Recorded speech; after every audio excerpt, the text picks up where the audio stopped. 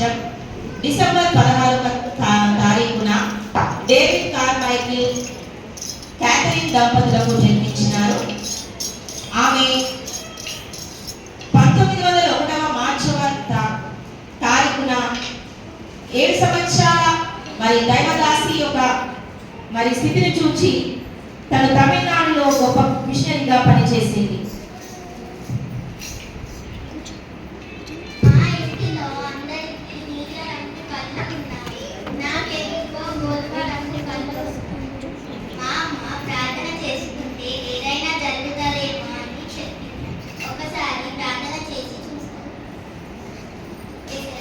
గోధుమ రంగు కళ్ళను తీసివేసి నీల రంగు కళ్ళుగా ఇవ్వండి యేసయ్యా. ఆమేన్. యేసయ్యా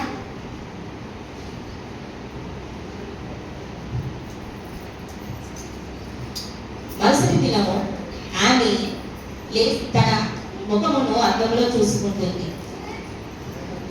దేవుడే ఇంకా నా కళ్ళను మార్చలేడు. అమ్మా అమ్మా నేను దేవునికి ప్రార్థన చేసి ఉన్నాను, కానీ నా కళ్ళ రంగును మార్చలేడు. ఆమె దేవుడు ఒక ప్రత్యేకమైన ఉద్దేశంతో నీకు గోధుమ రంగు కళ్ళను ఇచ్చాడు. హడ్సన్ టేలర్ అనే చైనా మిషనరీగా ఇంగ్లాండ్ దేశంలో ఏర్పాటు చేసిన ఉజ్జీవ సభకు ఆమె కూడా హాజరయ్యింది.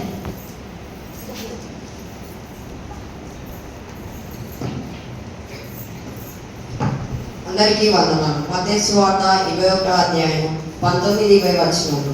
యేసుక్రీస్తు ఇలా చెప్పారు, మీరు భూదిగంతముల వరకు వెళ్ళి సమస్త జనులను నా శిష్యుగా చేయమని. యేసుక్రీస్తు వారు చెబుతున్నారు, కోత విస్తారమే గాని పనివారు చాలా తక్కువ మంది ఉన్నారు. చైనా దేశంలో పంట చాలా విస్తారంగా ఉంది. అక్కడ చాలా మంది నశించిపోతున్నారు. చైనా దేశంలో దేవుని సువార్త ప్రకటించడానికి మీలో ఎవరైనా సిద్ధంగా ఉన్నారా? ప్రభువా, ఈ బిడ్డని మీరు నీ సువార్త ప్రకటించడానికి ఎంచుకున్న విధానం బట్టి నీకు వందనాలు తండ్రి. నీ సేవలో ఇంకా బలపరచుకోండి, ఆత్మాల భారం దయచేయమని ప్రార్థిస్తున్నాను. ఆమేన్.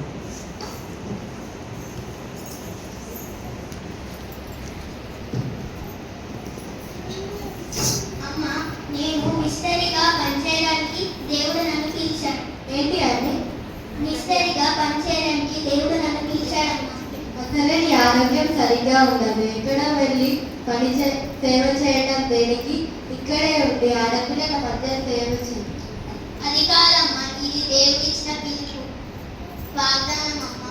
నేను ఖచ్చితంగా వెళ్ళాలమ్మా. అయితే దేవుడి చిత్తం వెళ్ళండి. థ్యాంక్ యూ అమ్మా, థ్యాంక్ యూ సో మచ్.